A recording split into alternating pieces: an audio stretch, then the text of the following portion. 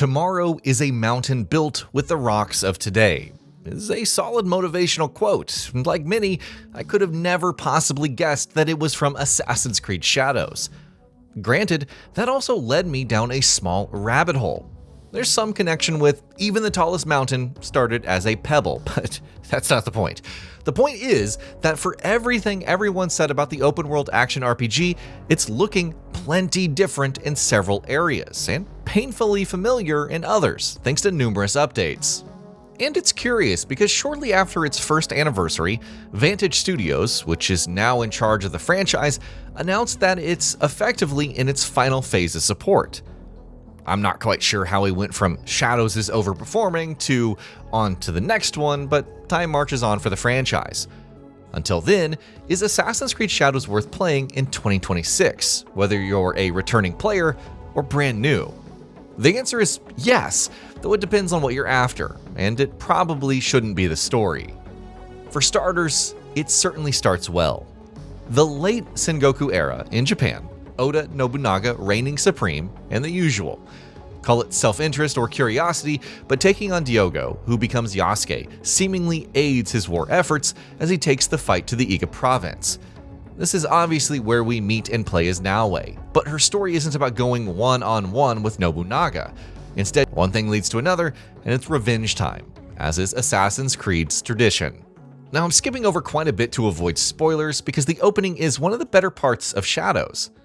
Of course, as you've probably guessed, the journey leads to Yasuke, and they agree to work together. Of course, there's more, but despite the intrigue, the varying circumstances of Naoe and Yasuke as they try to find common ground in a just cause, it's not exactly the strongest narrative in the franchise. Now, that's not to say that it's the worst either, just don't expect too much. Instead, it's the verticality, parkour, and new stealth mechanics that truly make Shadows feel like an evolution of the Assassin's Creed formula, all unraveling in a world that's felt nearly as mystical as it did impossible for the franchise. And what a world it has to offer. For being the first mainline title to venture to Japan, it captures the setting beautifully, from feudal castles and lush countryside to smaller details, like individual fruit scattering if you bump into a vendor, or katanas realistically slicing through wood. While there is some of that developer-style checklist that some will loathe, it's easy to simply hop on horseback and explore the world, taking in sights and sounds and discovering new things along the way, all on your own. Some of this may involve pursuing clues to members of the Shinbakufu. Others are side quests that can either contextualize the world or present unique tales. You could just as easily find a Kofun tomb with unique puzzles and engage in Kujikiri. Maybe you'll encounter different masters to learn new skills or infiltrate one of the dozens of massive castles to tackle bosses for sick legendary loot. The fact that the latter are historically accurate and accommodate stealthy and aggressive approaches while feeling unique from each other is a major highlight. That's before factoring in the seasons, which can alter your approach in some cases. For instance, winter may create snowstorms that help obscure movement, making it especially easier to sneak around at night. It pushes you to find other opportunities, observing your surroundings and leveraging Naoe's mobility. You could bum rush through as Yasuke, which feels like a waste given everything else, but outside of certain story missions, he's completely optional for most of the game. Breaking up your investigations with different activities helps make them feel less disjointed, especially since they're not as seamlessly connected as, well, say the hunt for the Yote 6 in Ghost of Yote. However, the development team did take care to add on to the game in other ways. Besides new quests such as the works of Louis Froy and a critical encounter, the latter unlocking a new ally, the alert system goes beyond the reaches of the castles. Previously, tripping an alarm only meant that enemies within the castle would try to hunt you down. But with this change, causing mayhem in the open world can earn a wanted status that extends to the entire province, which isn't exactly ideal for an assassin's lifestyle. The fact that you're pursued by bloodthirsty guardians also does not help. Then you have corrupted castles, essentially turning any previously cleared castles into challenging new locations with tougher, more aggressive enemies. Such is their difficulty that they only become available at level 30, and that too after already clearing 3 castles. 5 castles are randomly assigned the corrupted status, so you can either clear them out normally and familiarize yourself with the layout, or throw caution to the wind and tackle the tougher versions firsthand. But once again, the world's a stage, and having a character that can navigate it with movement synonymous with the franchise's greatest hits is essential. Fortunately, controlling Nawe is a joyous experience. With the plot lax in truly delivering a compelling character arc for her, it makes up for with her movement, which forms a symbiotic relationship with her stealth capabilities, by themselves offering brand new mechanics never before seen in previous offerings. After all, it's only fitting that a ninja should be able to hang on the ceiling, deftly avoiding any patrolling guards, or go prone and crawl through the grass, and maybe roll out to stab an unsuspecting fool. She can also swim underwater and lie in wait, thanks to a handy breathing device, just for a target to show up. While being the fastest assassin yet is nothing to sneeze at, she's also easily the most agile. When dodging near ledges, she'll actually perform a side flip, dodging backwards off the same spot, and she'll backflip, which can also be used as a transition into a quick assassination. Wall ejects, sprinting over obstacles and through windows, she'll even perform a flip after exiting from a grapple. It may sound like hyperbole, but once you actually get a handle on her moves, combining with kunai, smoke bombs, and shurikens, a whole new world of killer parkour opens up. So naturally, the development team made the obvious leap and further improved on her traversal abilities. It all started with the new vertical jump, making it easier for both characters to grab ledges and awnings. Some quiet improvements to ejects followed afterwards, which were gaining height compared to before, and favored foot landings more, not to mention sprint no longer breaking with parkour up and parkour down. But it all led to what would be known as advanced parkour.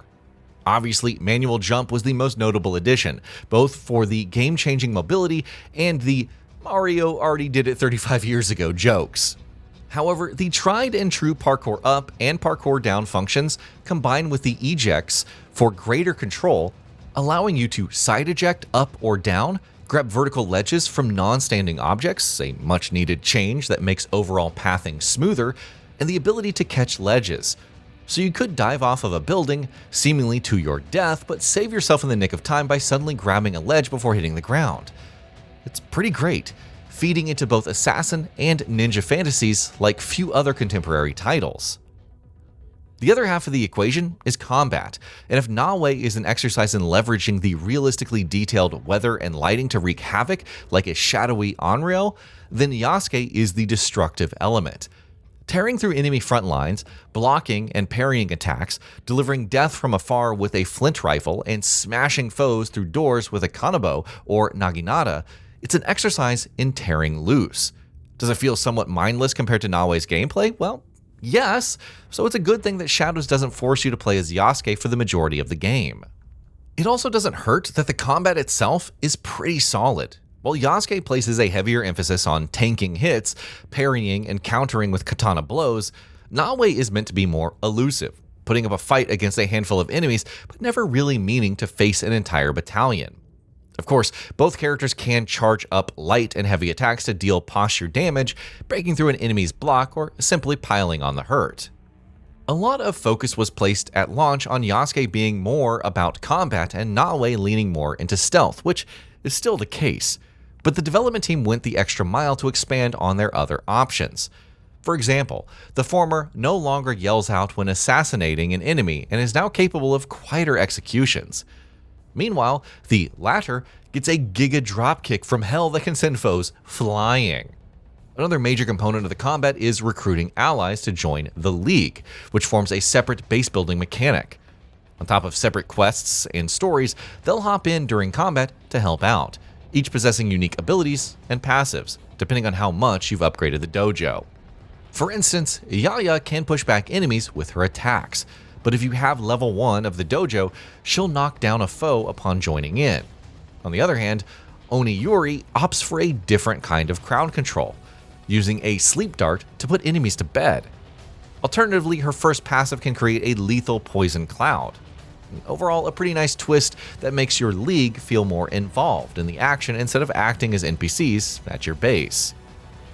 Aside from that, Nawe received a new weapon type, the bow, which, despite being part of the Claws of Awaji DLC can be obtained without owning it, courtesy of a quest.